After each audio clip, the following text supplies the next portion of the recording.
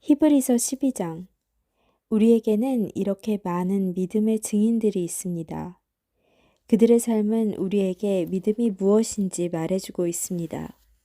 그러므로 포기하지 말고 우리 앞에 있는 경주를 열심히 합시다.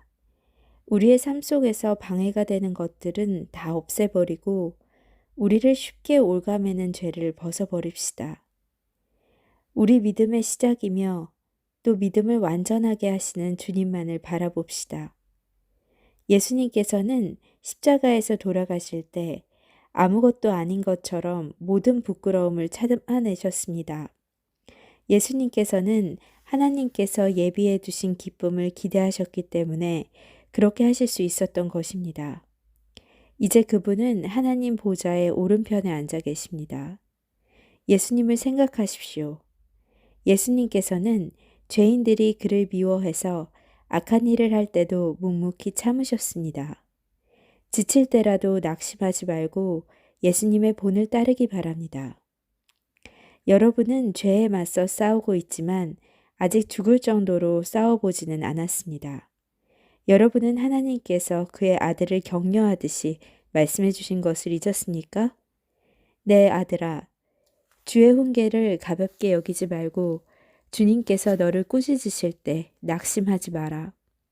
주님께서는 사랑하는 자에게 벌을 주시고 그의 아들로 받아들인 자들을 책짓질하신다.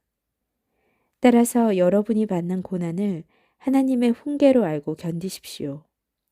하나님께서는 아버지가 자기 아들에게 벌 주듯이 여러분을 대하시는 것입니다. 아들을 훈계하지 않는 아버지는 어디에도 없습니다. 아들이면 훈계를 받게 마련입니다.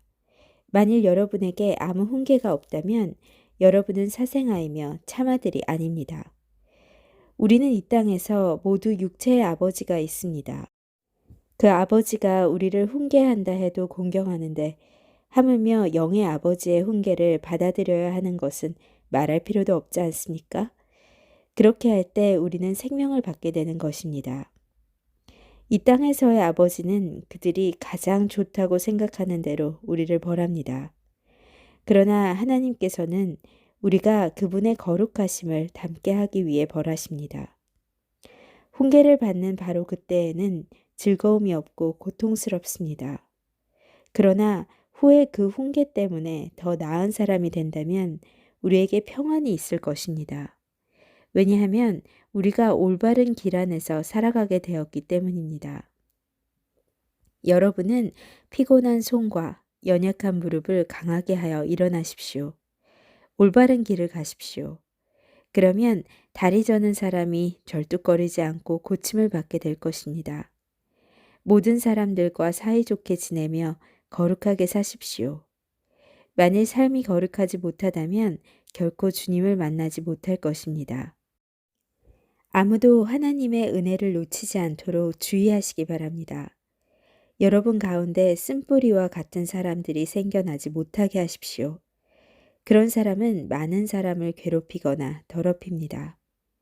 성적인 죄를 범하지 말며 에서처럼 하나님을 생각하지 않는 사람이 없도록 하십시오.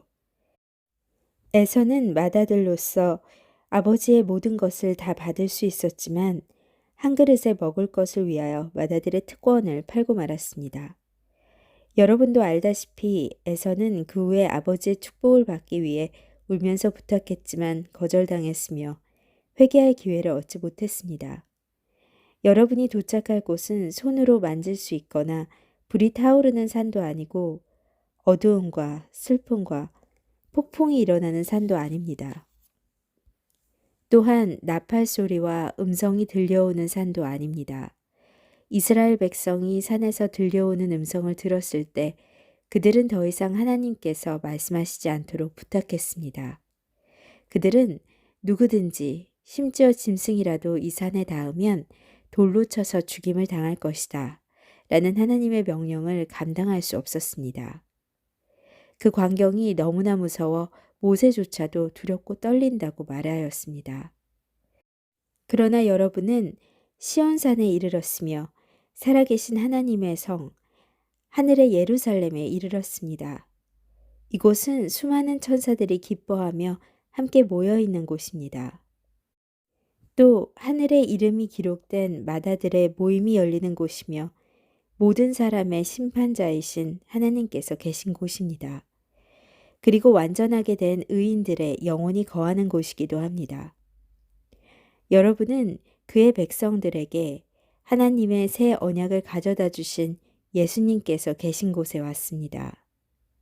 여러분은 아벨의 피보다 더 나은 소식을 전해준 그리스도의 피에 가까이 나아온 것입니다. 여러분은 하나님께서 말씀하실 때 거역하지 마십시오. 옛 선조들은 땅에서 모세를 통해 경고를 받고도 순종하지 않다가 벌을 받았습니다. 이제는 하나님께서 하늘로부터 우리에게 경고하시는데 우리가 그 말씀을 듣지 않는다면 어떻게 되겠습니까? 예전에는 그 소리가 땅을 흔들었지만 이제는 땅뿐만 아니라 하늘까지도 다시 한번 흔들어 놓겠다고 하나님께서 약속하셨습니다. 다시 한번 이라는 말은 흔들릴 수 있는 것들은 모조리 없애버리시겠다는 뜻이기도 합니다. 이것은 흔들리지 않는 것들만 남기려는 것입니다. 우리가 흔들리지 않는 나라를 가졌으니 감사드립시다. 하나님을 기쁘시게 하며 경건함과 두려움으로 그분께 예배드립시다. 우리 하나님은 모든 것을 태워버리는 불과 같은 분이십니다. 아멘.